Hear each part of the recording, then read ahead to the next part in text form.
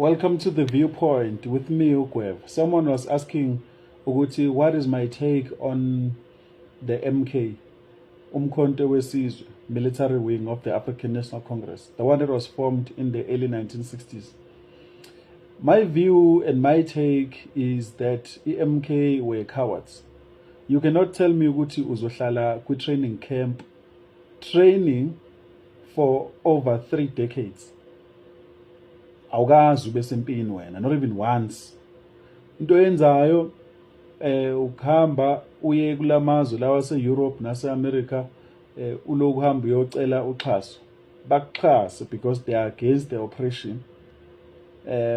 But awukazi ubuye uze ezweni leli oclaim ukuthi uyabalwela abantu abahlala khona. Uthi uzobalwela.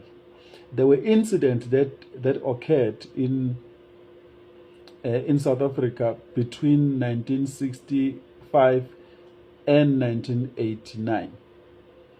Sake saba ne Sharpeville massacre khona lapho. Sake saba ne June 16 uprising, Soweto uprising. Just to mention a few. Ziningi ezazenzeka kuma townships like umuya eMayville, eThekwini. Umuya eSoweto, eGoli, umuya eKhayelitsha, eCape Town. They were like in the black townships. There were a lot of incidents, that discrimination. People, innocent people, black people in particular, were killed. And in a show which I'm a veteran, abekade eyazi lento ukuthi yenzeka. All these things they knew about them, but instead what they did, they decided to stay lapha behleli khona kulawo makempa behleli khona emazweni for over 30 years. Umuntu ezela kithi ebe nesibindi sokuthi uzositshela ukuthi hey phela mina ngalwa, I went to the struggle. Wawulwa nobani? Who were you fighting? Phela we cannot lie and say i-democracy siyithole because labantu babesilwela. Ayikho into abasilwela yona. Ayikho. Mina I challenge whoever think ukuthi yena wazi kangcono ngalento. Mina my view is that MK nje were cowards. They were a bunch of cowards. As a matter of fact, my history teacher, Mr. Ismail, said those people actually prolonged the democracy in this country, because the minute they took ikhali zabo bathi bona bafuna ukuya empini, umlungu wavele wakwata kakhulu. My history teacher believed that P.W. Botha was not going to be the president of the National Party. Verwoerd in part. Okay, let me rather talk about Verwoerd.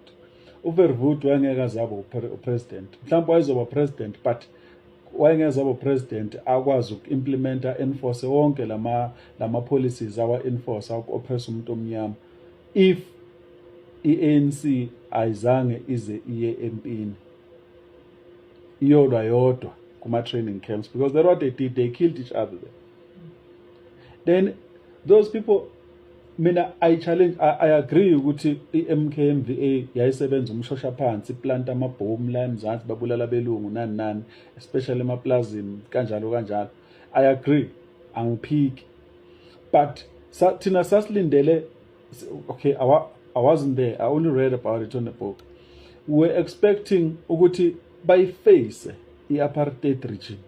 Bayiface head on. It never happened. Ukunalokho babefuna ukuyizuma. We understand ukuthi apartheid regime nayo yayihlomile nani. Kodwa mina, in my view, you cannot be in a training camp for 30 years mpembu. Ngeke. Wenzani ku 30 years? Mina in my view, they were supposed to be there for at least 5 years. Noma na usumkhulu, but 5 years. Not more than that. The fact that they were there for this long, okusho ukuthi they didn't have a strategy. Benzani labantu? Ngempela benzani? Ngisho ngoba maningi ama-incident enzeka between 1965 and 1989. Maningi ama-incidents enzeka la ngempela obona kahle ukuthi yabona ke manje umuntu omnyama akathatha ikhali zakhe empini once. Abazange bazobahlasele nakanye. You know, there's this history that we are not told. I was listening to lo mchita lo dume kakhulu manje la ku TikTok, wonke umuntu uyamjuwetha this ex-convict, ubani Sylvester Mofokeng. I was listening to his interview. I actually listened to the entire interview. I think that was about an hour, 20-something minutes. I listened to it. Each and every word that was coming out of his mouth, I can tell you. Lamchita, when he starts off his interview, he highlights the politics of the ANC and the politics of the country in Soweto, where he grew up. That guy, Sylvester, says,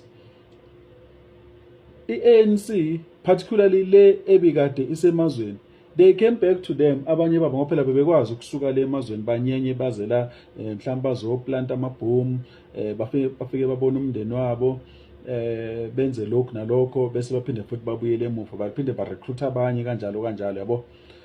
Uthi Sylvester Mofokeng, i-ANC yayingekho eSoweto. Yayingekho because iy'ngane zazicabanga ukuthi i-ANC is betrayal. According to abafundi, those that were involved kwi-Soweto uprising ngo-1976. Sorry, I got distracted. Ngo-1976. So, according to abafundi, but they were betrayed by the African National Congress because amanye ama-comrade, they came back and said, kids belong to the classroom. And that was a biggest betrayal. And people that were preaching that were African National Congress. Ngo-1978 kuthiwa kwasekuseduze siyithola inkululeko. Kwasekuseduze kakhulu kabi siyithola inkululeko. But ngenxa yokuthi iy'ngane, being iy'ngane, zaba involved kule nto zaba involved kuyona. But the ANC, instead of ukuthi isupport iy'ngane, what they did, they turned their back on iy'ngane. Yabo. So as a matter of fact, i-PAC yona yayinswempu, UDF yona yayinswempu, as Azania people, what something, yeah, lawo ma-organization o-Azapo ibona babenswempu. I-ANC was unpopular Soweto. Kusho Lamchita, umlalele kahle mase qala interview. Yabo. So mina in my view, ANC, MK, they were cowards. They didn't have a plan. Angifuni nje kuze umuntu omdala ezositshela ukuthi ubani lo wabuya ngeplane. Uyisosha njani elibuya ngeplane? Uyisosha wawulwaphi? Hayi. Sanudlala ngathi.